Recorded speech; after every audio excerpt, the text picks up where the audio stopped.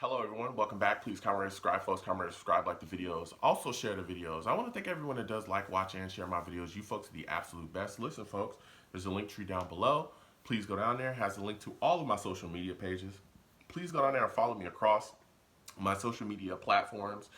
Talk to me, I'll talk back. I love going back and forth with folks about this football team. There's also links as well to my YouTube pages going down there. Please go down there, subscribe to all my YouTube pages, turn on your notifications, watch my videos, and give my videos a thumbs up, please.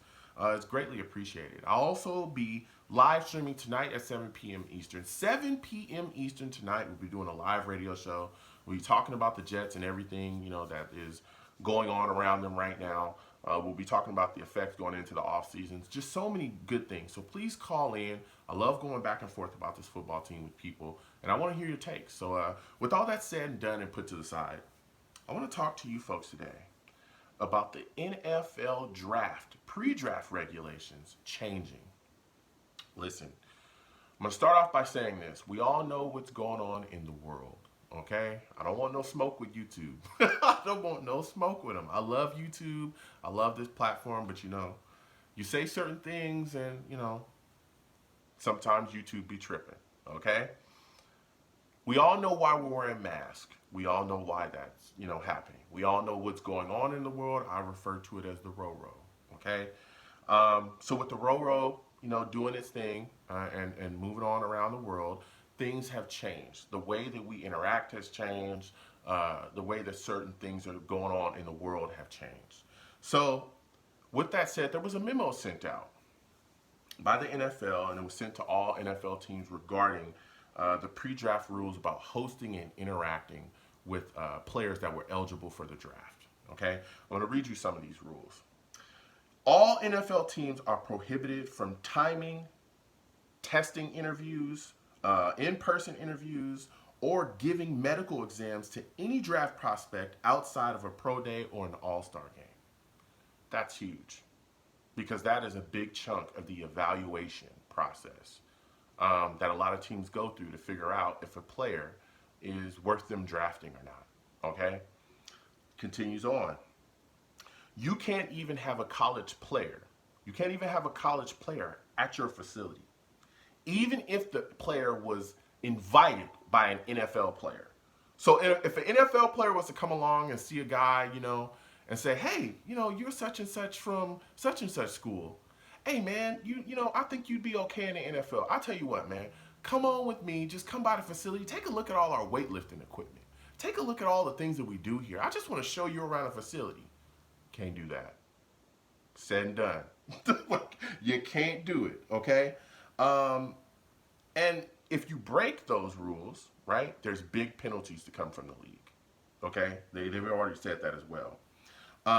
There's a league-wide ban on private workouts. There's a league-wide ban on facility visits. There's a league-wide ban on dinners and film sessions.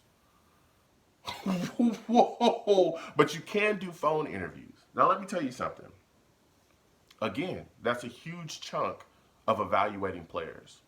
There are so many players that have raised their stock from a visit with a team, especially when you talk about film sessions, especially when you talk about workouts. There's a lot of players that have question marks on them. And I'll get into some of the scenarios that we've had on our own team with players that had question marks on them. But we've seen it constantly around the league where a player's stock will rise because of a workout. People will look at him. Vernon Golston was one of those guys. He was a combine warrior. That's what people called him because they said, the numbers on the field were, but man, he went to the combine and blew it out the water. And people were extremely excited. And we've seen that in the past as well. Combine warriors, excuse me, be able to work out and get things going. And guess what? Things just boom for them. And then they just catapult up the draft board. Guess what? This year, no combine. That's canceled as well. We've known that for a little bit too. So there's so many things breaking and shaking out here.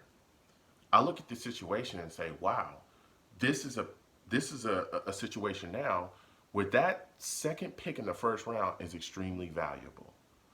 Again, when you look at this situation, teams, I believe, are extremely willing to move up because you want to get as close as you can to the surest thing in the draft. And that's why I think, especially in this situation, that trading down is going to be extremely valuable for us. It's going to become extremely rewarding because I believe that there's a lot of teams that are going to go, whoa, those players in the second, third, especially in that middle second, third round, fourth round, that's where the water really gets murky. And a lot of teams are not going to be prepared to evaluate those guys, especially guys that have, opted out for the season, guys that maybe have injury concerns as well, guys that, where they've kind of been up and down their boom or bust prospects. I believe that a lot of general managers are not going to want to take chances on those guys at all, and they're not going to want to stick around in that third round, that second round. They may want to give up those picks because it's such a crapshoot because they're not prepared. Okay, they're not prepared to do those things. Some of those guys, here I can name some players on our current team that had those issues. Look, Mack Beckton, phenomenal left tackle, right? There was questions about him pre-draft. I know a lot of people don't remember them now because he turned out so great. But let me tell you, he had popped on a drug test before the draft, or during that process as well, that people were trying to evaluate him before the actual draft happened. There was concerns about that as well. There was concerns about his weight. I remember that people were saying he never looks like he's really in shape. A lot of people didn't think that he would actually be able to get his weight down to really be a solid lineman in the league. There was questions about his talent overall as far as him being a very raw prospect. They said, yeah, he's a big guy, he's very powerful, but his technique at the next level, we don't know. A lot of people didn't think he was going to get better. We got him at 11th overall. He stepped in and was immediately an impact player. He's the best lineman on our team. Point blank, period. Some people think he's the best player on our offense, okay? He should have been a Pro Bowler too this year. Now, if they couldn't have any of the evaluation processes that they had at the time when he got drafted, I think that he would slide a little bit further down in that first round. I think he would have. And, if we were in the same situation, imagine us trading down from 2, getting a boatload of picks, and still having a chance at a guy like Mack Beckton, who turns out to be a Pro Bowler. You look at Mims. Mims is a guy as well. We got him deep in the second round. There was big questions about him too.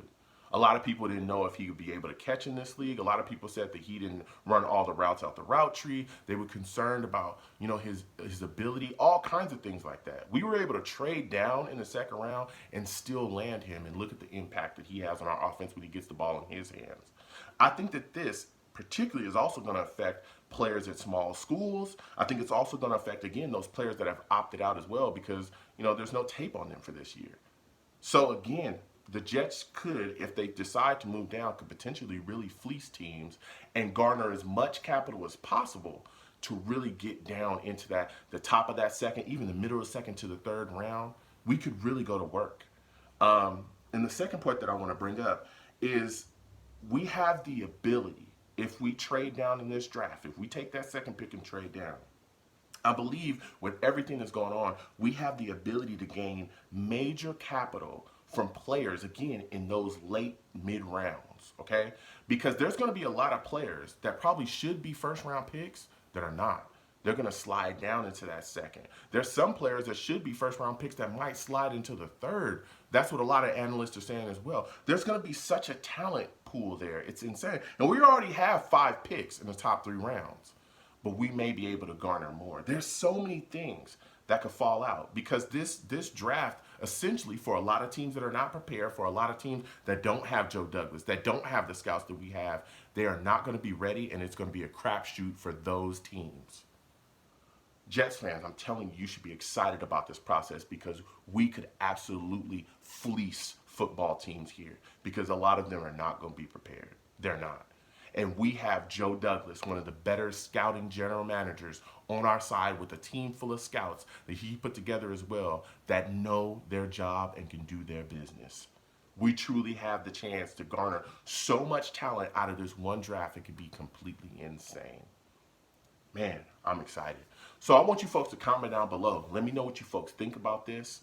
Let me know how you feel about this draft going into it. Are you nervous? Are you concerned? What are your thoughts about the rule changes? What are your thoughts about our ability to garner a ton of capital as far as picks by trading down? Do you think teams, again, in my opinion, they'll be willing to give up capital because they just don't value it, because they think the draft this year will be so much of a crapshoot. What are your thoughts about the possibility that a lot of players that could go high in the draft, in any other draft, because the evaluation processes that would be able to be implemented, with them, that a lot of that talent could end up in the second round. There's a lot of things going on, man. There's a lot of things going on, and I'm extremely excited. So you folks comment down below and let me know what you folks think. You people have a good one. Peace.